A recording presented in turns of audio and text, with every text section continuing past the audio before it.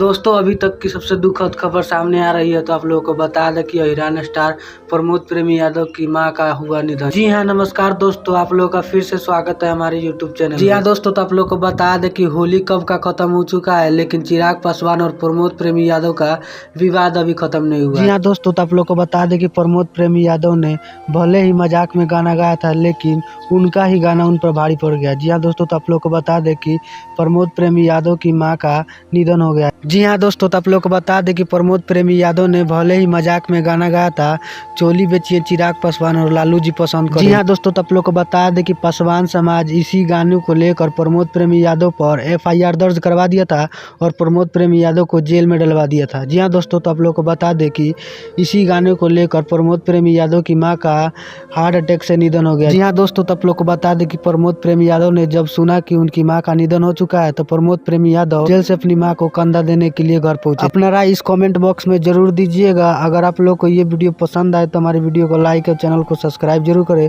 मिलते हैं next video में, जब तक के लिए जय हिंद जय भारत।